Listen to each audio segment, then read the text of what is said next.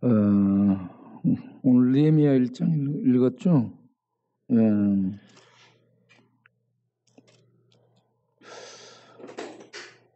느헤미야를 묵상하면서 첫 번째 떠오른 사건이 얼마 전에 완도에서 젊은 부부가 어린 아이를 데리고 같이 물속에 들어가 자살을 했죠.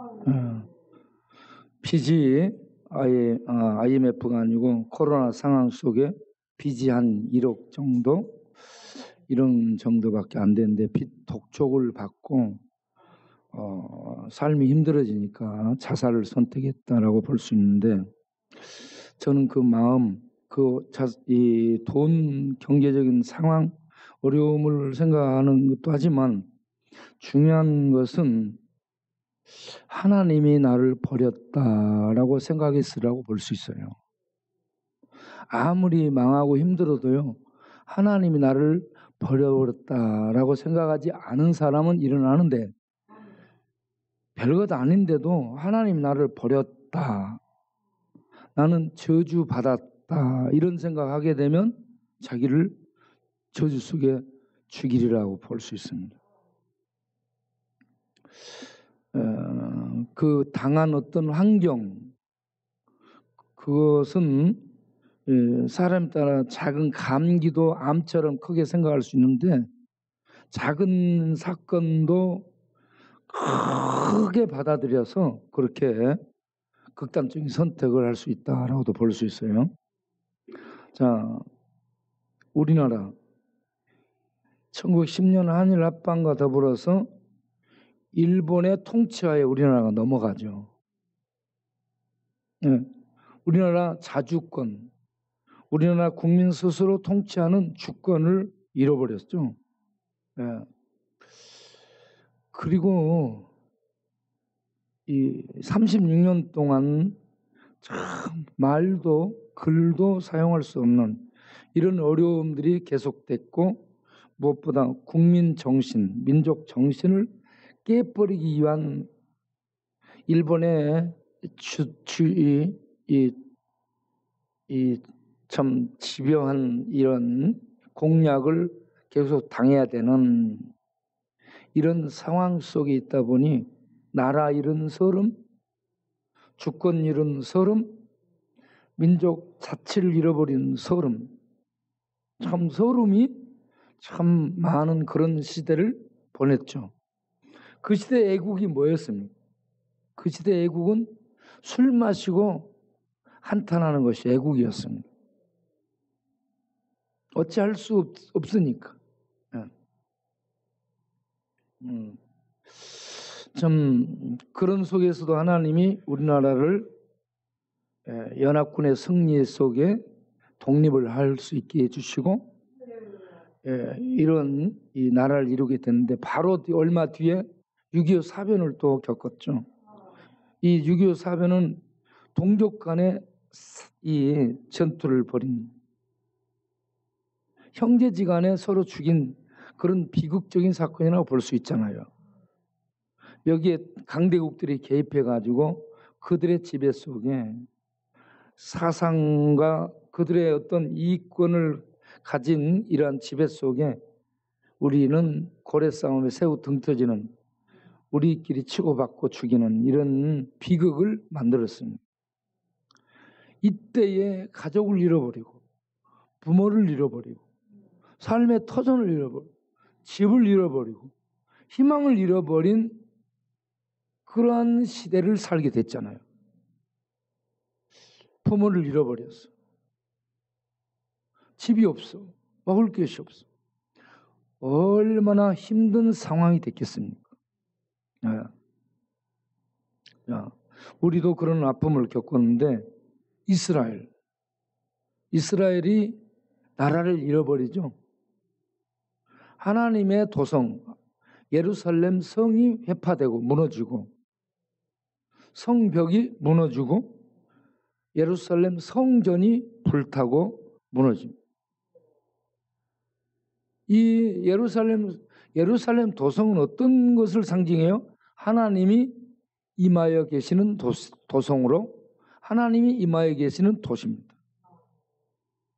하나님이 임재하는 도시. 그 도시의 상징이 뭐예요? 성전이 있습니다. 성전. 성전에는 누가 있어요? 하나님이 계시죠. 그들은 성전에 하나님을 모시고 예배를 드리고 제사를 드리고 그랬기 때문에 자기 나라가 뭐 그렇게 망하리라고 생각을 못했으라고 볼 수 있어요. 성전에 하나님이 계시니까 자기네들은 안전하다 생각했죠. 그런데 성전이 무너지고 불탔어요. 그리고 성벽 울타리거든요. 울타리는 담이 지켜주는 게 아니라 하나님의 팔로 이렇게 울타리를 삼아 이스라엘을 보호해 주신다 생각했어요. 그런데 그 울타리 성벽이 무너졌어요.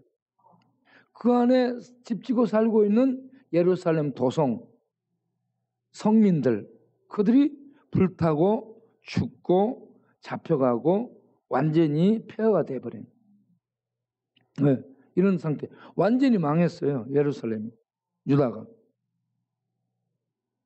그때 왕이 잡혀가고 왕과 함께 통치했던 대신들이 왕 앞에서 죽고 왕의 아들들이 죽고, 예, 그렇게 해서 이스라엘은 비극적으로 종말을 맞게 됩니다.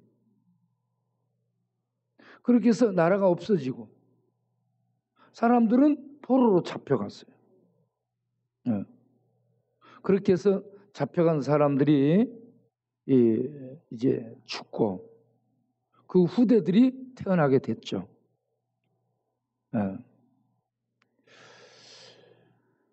586년에 망하고 그리고 539년에 페르시아 고레스 왕이 바벨론을 점령하고 정복하고 그렇게 해서 칙령을 발표하면서 이스라엘이 이제 돌아오게 되는 포로 기한이 있게 됩니다. 포로 기한이 537년에 1차 포로 기한이 있죠. 다윗의 후손 스룹바벨을 통해 스룹바벨의 지도하에 1차 포로 기한이 있고 2차 포로 기한은 약 그로부터 94년 뒤에 458년에 이 제사장 에스라를 통해서 에스라를 지도하에 2차 포로들이 귀환을 하죠. 그러고 나서 이제 3차 포로 귀환, 이게 느헤미야의 지도하에 오게 되는데 느헤미야는 다윗의 혈통도 아니에요. 제사장 가문도 아니에요. 평민입니다. 네. 평민인 느헤미야를 통해 이렇게 이제 포로들이 귀환하게 되고 느헤미야를 통해서 무너져버린 성벽이 재건되는 이런 역사를 이루게 됩니다.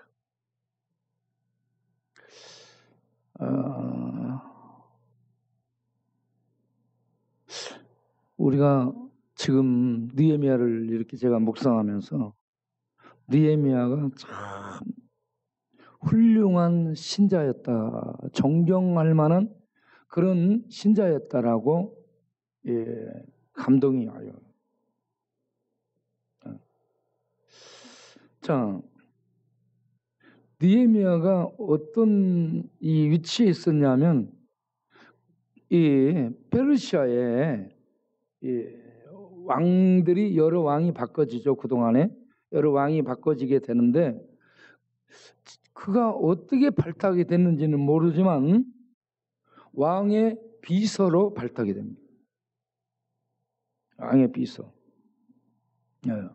그래서 느헤미야 1장 1절 보면 하가랴의 아들 느헤미야의 말이라. 느헤미야는 여호와께서 위로하신다라는 뜻을 갖고 있습니다. 이름이 굉장히 중요하죠. 이름이 굉장히 중요해요. 사람들마다 이름이 중요하니까 우리의 산적은 갈렙으로 바꿨잖아. 이름을 굉장히 중요하게 이렇게 부르는 거예요. 이 느헤미야는 여호와께서 위로하신다라는 뜻을 갖고 있죠. 그가 아닥사스다 왕이 즉위한 지 20년 기슬월이 약 11월, 12월 정도 되는 그러한 때, 겨울이라고 얘기합니다. 수상궁에 있었다라고 얘기합니다. 왕의 이 궁전이 4기가 있었대요. 페르시아 왕의 궁전이 4개가 있었는데 이 엘람 근방 울라강 근처에 옛날 엘람의 수도였던 이곳에 겨울궁전 수상궁을 짓고 그곳에서 왕이 머물 때라고 볼 수 있습니다.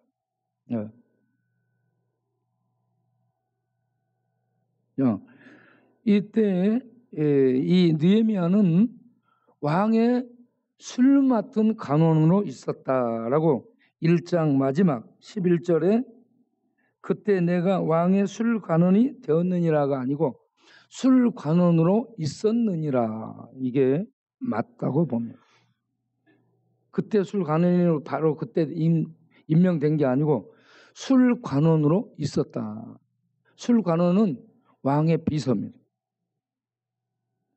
청와대 비서실장 같이 왕의 비서였고 비서 겸 왕을 경호하는 경호원 역할을 하는 거죠. 이 느헤미야가 그런 중요한 왕과 가장 가까이 있는 그런 중요한 위치에 있었다는 얘기죠. 그러면 느헤미야가 이때 444년 3, 4월에 제3차 포로를 이끌고 귀환해요. 그러면 여기 아닥사스다 왕 20년이라면 기원전 445년 11월, 12월 겨울에 있었던 상황을 지금 얘기하고 준비해가지고 3, 4개월 뒤에 이듬해 444년 3, 4월에 제3차 포로들을 데리고 귀환을 하게 되는 거죠. 자, 그런데 이 느헤미야가 그곳에 가서 왕의 비서로 이렇게 세상말로 출세해가지고 왕실의 녹을 먹고 왕을 경호하고 호위하고 수호하고 다니기 때문에 그 녹을 먹으며 누리며 편안하게 그냥 살 수 있잖아요. 다윗의 가문도 아니고 제사장 가문도 아니고 뭐 그러기 때문에 평민이고 그러기 때문에 그런 위치에 올랐으니까 그냥 거기서 먹고 녹을 누리며 살면 돼. 그런데 느헤미야는 이름이 여호와께서 위로하신다 하는 의미를 가지고 있는 이름인데 이 느헤미야가 자기의 생활을 그냥 만족하지 않고 그 마음이요, 그 마음과 관심이 예루살렘에 있어요. 보니까 예루살렘 성전, 예루살렘 성벽, 예루살렘으로 귀환한 하나님 백성들의 신앙, 이런 데에 관심을 가지고 있는 거예요. 제가 왜 느헤미야를 이렇게 보게 되느냐면 우리 동네가 재개발이 되잖아요. 우리 동네가 재개발이 되는데 저의 관심이 어디에 있겠어요? 동네 재개발 될 때 교회를 어떻게 재건축할 것인가? 여기에 대한 관심을 제가 가지고 있지 않겠어요? 우리 장로님들과 함께 여러 차례 의논을 하고 지금 그 일들을 진행을 하는데 진행이 안 되고,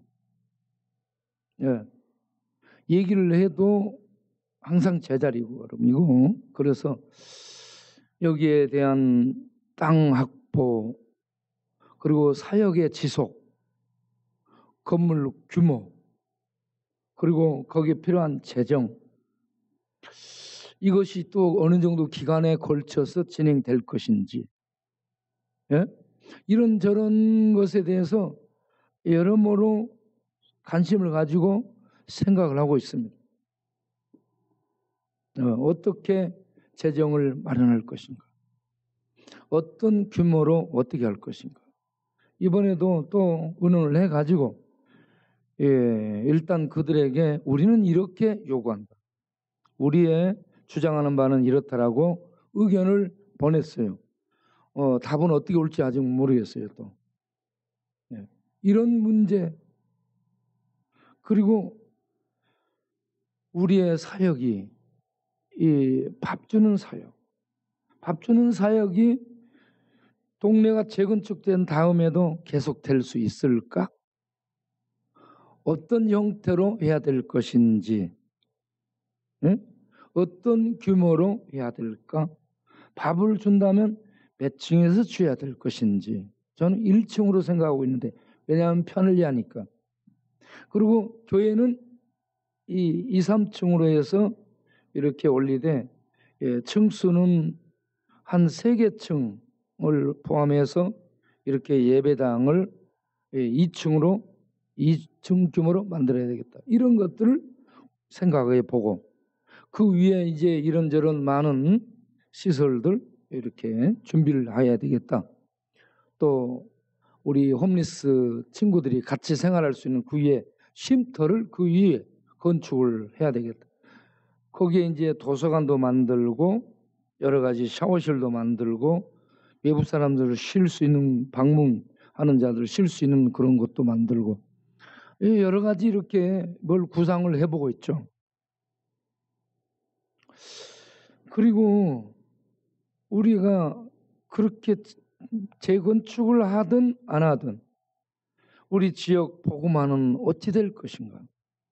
이 복음, 지역 복음화를 위해서 수없이 복음을 뿌렸고 사람들을 다 만나 복음을 전했고 형식상으로는 전부 다 동네 분들이 다 예수를 영접하고 믿고 그렇게 했어요. 그런데 이들에게 이제 중요한 것이 뭐예요? 신앙의 건축이에요. 성경 건축, 지역 복음화, 밥 주는 사역 외에 중요한 이슈가 사람들에게 복음을 심어준 다음에 그들의 신앙을 건축하는 것, 신앙을 세우는 것. 이게 얼마나 힘든 일인지 몰라요. 신앙을 세우는 거예요. 신앙을 세워야 돼. 신앙을 세우는 일을 집요하게 해도 늘 넘어지는. 그럼에도 불구하고 우리 장로님 아까 기도하는 것처럼 기도의 노래처럼 절망적인 상황일지라도 포기하지 않고 계속해야 되는 이 싸움. 여러분 이렇게 안 되는데 계속 도전해서 하는 이 싸움이 얼마나 지치고 힘든 일인지 모르죠. 자신도 여러분 스스로가 같은 싸움을 해 주셔야 돼요. 자기의 신앙을 세우기에, 무너진 신앙을 재건하기에, 무너진 성전 재건축, 성벽 재건축, 신앙 재건 이런 거 하는 것처럼 우리들이 신앙을 갖고 자기를 세우고 무너질지라도 또다시 세우고 또다시 세우는 이런 자기의 투쟁이 있어야 된다는 거예요. 거기에다가 중독자들의 치유, 중독자들을 치유해서 회복시키고 그들을 하나님의 군사로 하나님의 용사로 만들어가는 이런 일들, 일들이 많습니다. 그런데 오늘 여기 보면은 이 하나님의 성전 재건축, 성벽 재건축, 신앙 재부흥 이런 걸 주도해서 해 나갈 때에 얼마나 어려움들이 많은가 하는 것을 이 에스라, 느헤미야에서의 에스더까지 보여줍니다. 에스라, 느헤미야, 에스더 이곳이 이러한 것들을 보여주죠. 자, 2절을 보면 내 형제들 가운데 하나나 내 형제들 가운데 하나 이 느헤미야 친형제 중에 하나가 하나니예요. 하나니. 하나니가 두어 사람과 함께 유다에서 내게 돌아왔어요. 그 하나니가 누구냐? 포로로 같이 있다가 2차 포로 때에 포로 기한 때 들어가서 1차 포로 기한한 스룹바벨이 성전 재건하는 이게 굉장히 어려움이 많았습니다. 어려움이 많았고 그리고 방해가 많았습니다. 그래서 성전 재건을 하던 중 방해 때문에 16년 동안을 성전 건축을 중단하게 됩니다. 방해가 많아요. 방해가. 해방이 많습니다. 어떤 해방이냐?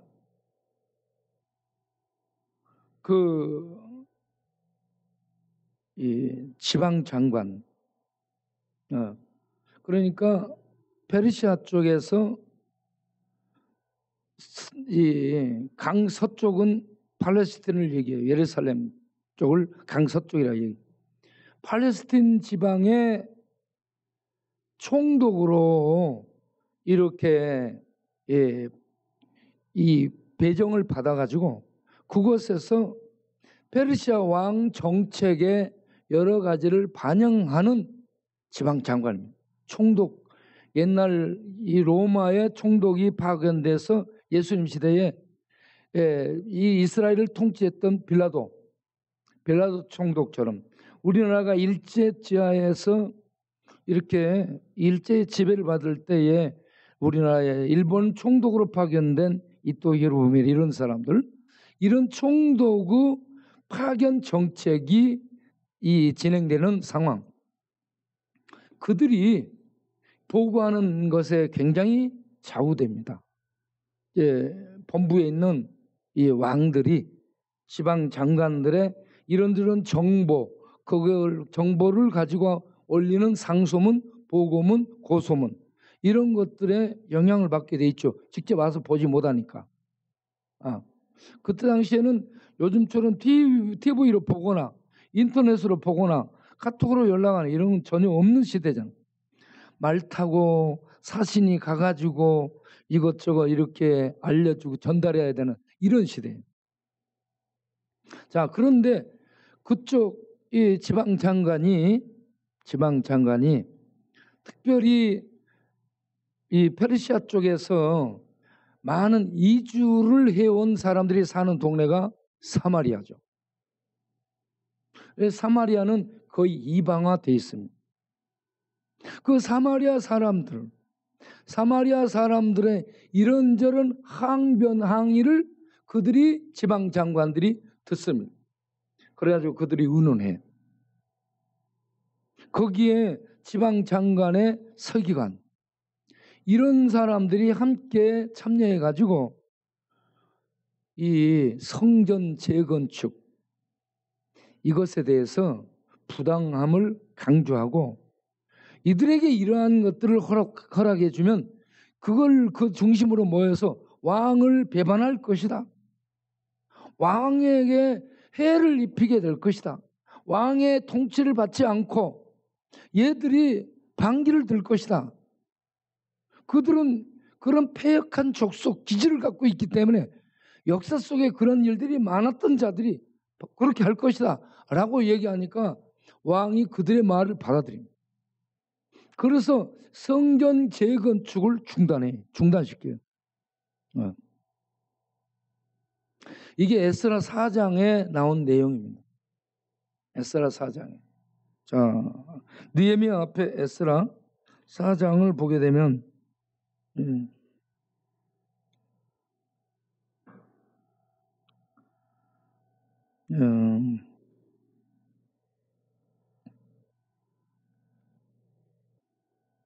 7절 한번 보세요.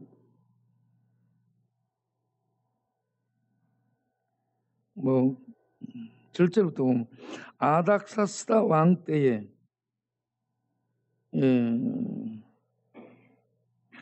글을 올렸으니 그때 8절 보면 방백 르흠과 방백이 지방 장관을 오면 지도자 르흠과 그 르흠을 돕는 서기관 심세 마음 심보가 사나운 사람이에요. 네. 심세가 아닥사스다 왕에게 올려 예루살렘 백성을 고발한 글. 방백 르은가 서기한 심세와 그의 동료 디나 사람 출신들이 나오죠. 예? 이들이 어디 출신들인가 하는 것이 나오고 있습니다. 이들이 이렇게 사마리아의 주둔에서 이스라엘을 다스리는 방백 총독 르흠에게 같이 하면서 이들에 대한 고소를 하게 되죠.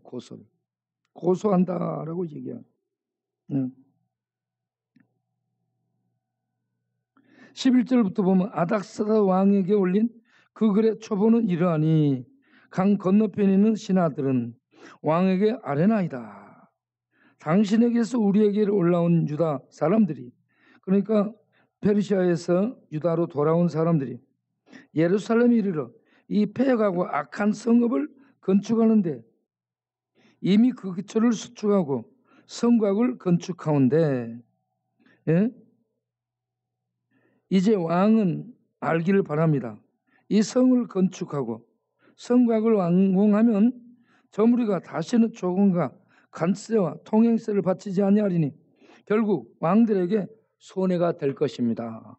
왜 왕이 손해될 일을 하십니까? 하면서 글을 올리게 되고 마침내 그 글이 먹혀요.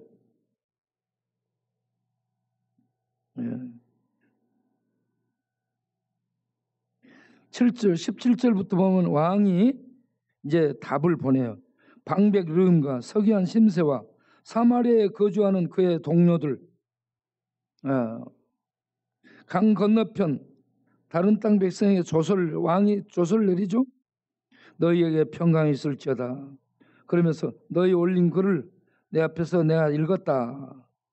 그리고 살펴보니 이 성읍이 예로부터 왕들을 거역하고, 그 중에 항상 폐역과 반역하는 일이 일어났으며, 옛적에는 예루살렘을 다스리는 큰 문왕 다윗 솔로몬을 얘기하는 강 건너편 모든 왕이 그들에게 조공과 관세와 통행세를 다 바쳤고 한때 예루살렘의 위세가 대단했습니다. 이제 너희는 명령을 전하여 그 사람들의 공사를 그치게 하여. 자, 왕이 조서를 내려서 공사를 중단시키고 있습니다. 그들의 고소 고발장이 먹힌 거예요. 건축하지 못하게 하고, 그리고 내가 다시 조서 내리기를 기다리라. 너희는 삼가서 일에 게으르지 말라. 어찌 왕에게 손해가 되게 하라 하면서 조서를 내렸죠. 23절 아닥사다 왕의 조서 초본이 르음과 서기한 심세 그의 동료 앞에서 이제 전달이 돼가지고 낭독이 됐어요.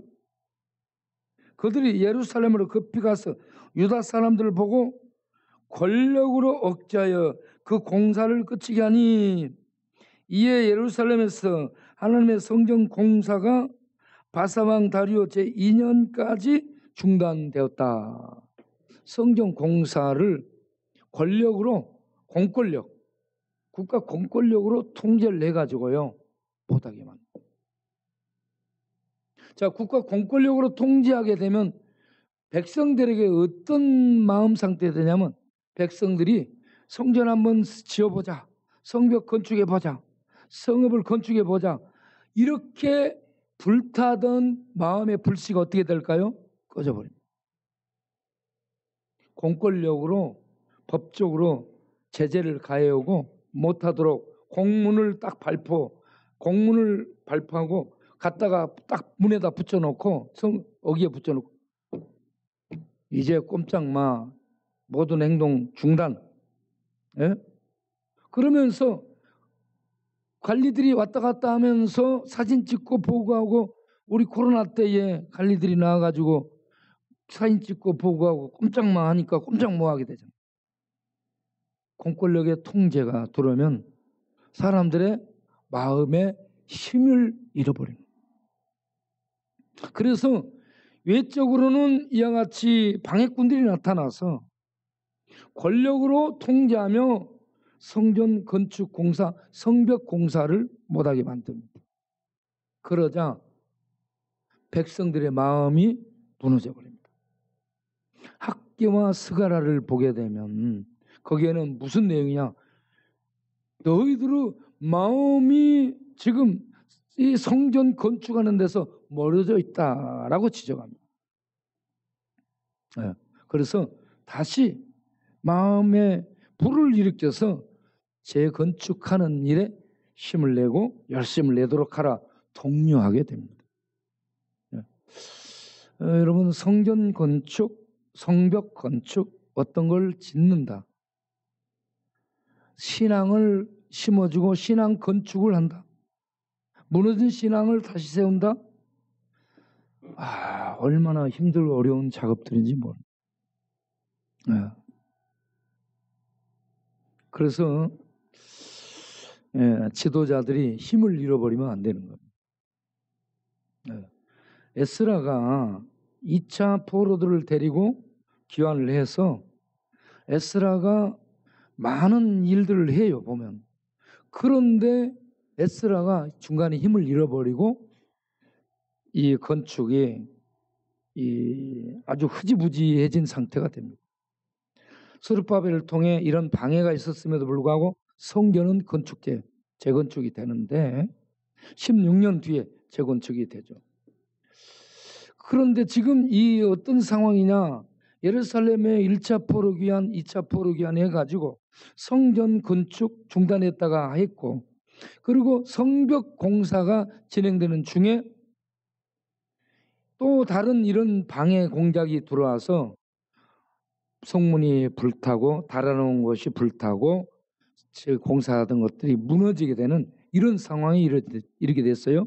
그래가지고 이거는 586년도에 예루살렘 성이 무너지고 성전이 무너지고 성벽이 무너진 이런 상황보다도 포로들이 귀환해서 많은 것들을 이뤘는데, 이렇게 이룬 중에 이런 방해 공작으로 또다시 무너지고 불타게 되는 이런 상황을 만나게 된 겁니다. 그래서 느헤미야 동생 하나니가 참 가서 공사 현장을 보니까 이런저런 방해로 말미암아서 성문이 불타고 또 성벽이 무너지고 해파됐다라고 얘기를 합니다. 뭔가를 하려다가 그들이 무너뜨렸다고 볼 수 있습니다. 그리고 못하게 방해를 해서 불태워버렸다고 볼 수 있어요.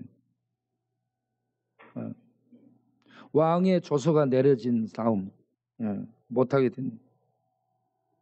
그래서 느헤미야가 이런 상황을 보고 이제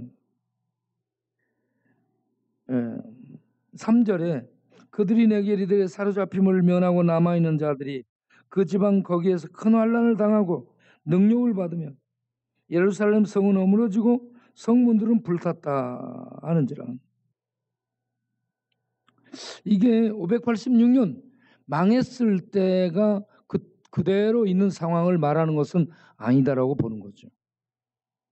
포로들이 귀환해가지고 일들을 했는데 또다시 이러한 무너짐이 있었다라고 볼 수 있고요.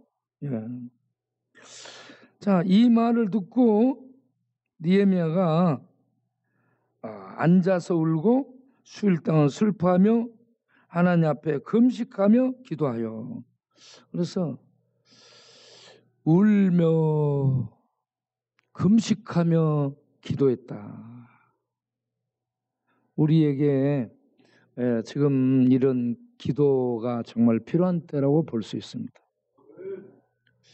저도 일이 바빠가지고 내가 지금 일을 그만두고 기도하러 가려고 생각을 많이 해요. 기도하러 갈 수 있는 일정을 이렇게 뽑아보려고 해도 뽑아지지가 않는 거야. 일들이 많아가지고. 여기 일이 없으면 다른 일들이, 외부의 일들이 제가 여기저기 얽혀져 있고 같이 연루돼 있고, 그래서 여기를 아니면 다른 일들 이렇게 저렇게 해가지고 일정들이 다 여기 얽히고 저기 얽히고 그래서 이 일정을 못 빼겠는 거예요. 기도하는. 그런데 이 일주일이라도 제가 지금 기도할 날을 어떻게 하든지 뽑아 보려고 지금 생각하고 있어요. 기도를 집중해서 하려고 생각합니다.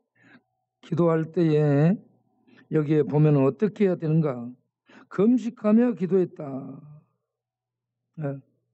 하나님께 자신을 금식하며 기도하는 것은 우리가요 밥 한 끼만 안 먹어도 눈이 허해지고 얼굴이 휘청거리고 막 그래요. 밥 한 끼 안 먹어도.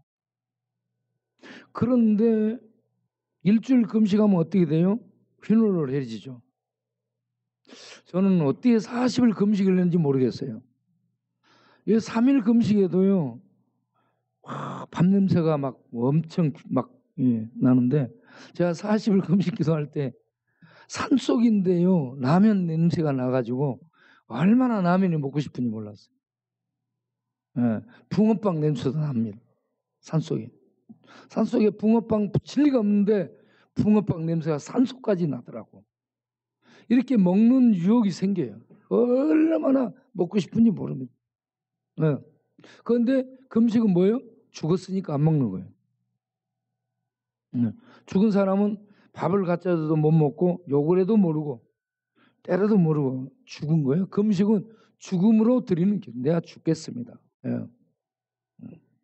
금식 기도 이러한 어떤 이 느헤미야가 조국을 생각하며 하는 기도, 우리는 교회를 생각하며 이 사역을 생각하며 또 치료를 생각하며 기도를 해야 된다. 기도해야 되는데 기도할 시간이 안 나. 기도할 기간이 안 나. 기도할 때에 5절을 보게 되면 하나님이 어떤 하나님인가를 말하죠. 하늘의 하나님 여호와, 하늘의 하나님 온 세상을 통치하시는 하나님을 말합니다. 그 하나님의 이름이 신이 아니고 바벨론의 여러 신들, 페르시아의 여러 신들, 아수르의 여러 신들을 얘기하지 않고 하늘의 하나님 여호와라고 분명하게 사시는 하나님을 알고 있습니다. 하나님에 대한 지식이 분명해야 됩니다. 네. 하늘의 하나님 여호와, 그거 두려우신 하나님, 주를 사랑하고 주의 계명을 지키는 자에게 언약을 지키시며 긍휼을 베푸시는 주여 간구합니다. 이제 주의 종들인 이스라엘 자손을 위하여 주야로 기도하며 우리 이스라엘 자손이 주께 범죄한 죄들을 자복하오니 주는 귀를 기울이시며 눈을 여시사 종의 기도를 들으시옵소서. 나와 내 아버지 집이 범죄하여 주를 향하여 크게 악을 행하여 주께서 주의 종 모세에게 명령하신 계명과 율례와 규례를 지키지 아니하였나이다. 이와 같이 하나님을 부르고 그리고 죄를 기억하고 죄를 자복하는 거죠. 여기에서 어떤 죄를 자복합니까? 조상들의 지은 죄를 자복합니다. 조상들의 죄. 지금 느헤미야가 왕의 비서로 술 맡은 관원 요직에, 왕과 가장 가까운 요직에 있는 중요한 인물입니다. 중요한 인물로, 아니 그냥 거기서 편안히 먹고 살 수 있는데 금식하면서 조상들의 죄를 자기 죄처럼 자복하면서, 여러분 여기서 우리가 생각할 것은 다른 사람들을 이렇게 죄 문제 얘기하지 말고 자기를 그 죄에 결부시켜서 우리가 이렇게 죄를 지었습니다 라고 기도해서 하나님의 긍휼이 임하도록 하는 기도를 할 수 있어야 됩니다. 나는 의롭고 당신이 죄를 지어서 당신 문제야 이렇게 하면 안 되는 거예요. 그래서 이런 말씀 있잖아. 비판을 받지 않으려면 비판을 하지 말아라. 너희 비판하는 비판으로 반드시 비판을 받는다라고 얘기하면, 부모들이 자식들에게 얘기할 때 그런 얘기하잖아요. 말을 시도키도 안 듣는 자식이 있어요. 그러면 그 아들한테 불러가지고 뭐라고 얘기해요? 너도 나중에 너 같은 자식 낳아서 길러봐라. 너 같은 자식 낳아서 길러보지 않으면 그 부모의 속을 모릅니다. 그런데 나중에 그런 자식 낳았는데 그런 자식이 나오리라고 어떻게 생각해요? 그런 자식이 나와서 말을 안 듣고 하는 것마다 들이받고 힘들게 하면, 그러면 그때 누가 생각나겠어? 아, 그렇구나. 네. 여러분, 그렇게 됩니다. 그렇게 돼요. 네. 그래서 비판을 받지 않으려면 비판하지 말라. 이렇게 말씀. 네. 그리고 또 이런 말씀 있잖아요. 내 눈 속에 들보는 뽑지 못하고 남의 눈 속에 있는 티끌을 뽑으려고 하느냐. 그렇죠. 예. 멋 묻은 개에게 너 가서 씻으라 라고 얘기하잖아요. 그러지 말고 씻겨주러 데리고 가야 됩니다. 예. 오군이 이렇게 씻겼잖아. 어제도 오군이 씻겼잖아. 오군이 씻길 때마다 그 똥덩어리들이 막 많이 흘러나와요. 떨어져 나와. 그리고 오래된 것들은 시커매져 가지고 속에 붙어갖고 있어요. 그러면 물이 씻으면 시커먼 물에다가 널널한 노릇끼리한 물로 해가지고 이게 막 냄새까지 범벅이 돼가지고요. 야, 더럽습니다. 그걸 악취라죠. 더럽다잖아. 그런데 오근이 씻기면서 은혜를 받는 게 뭐예요? 우리들에게 이런 죄가, 이렇게 악진한 죄들이 있다라는 겁니다. 예수님의 피로 씻김 받았지만 우리들은 늘 우리 속에 죄가 있어. 그래서 오근을 씻기고 이런저런 이 상황을 보면, 야, 우리에게 죄가 이렇게 많은데 죄 많은 우리가 누가 누구의 죄를 공격하겠느냐. 그저 하나님의 긍휼을 구하고 하나님의 은혜를 구해야지. 네?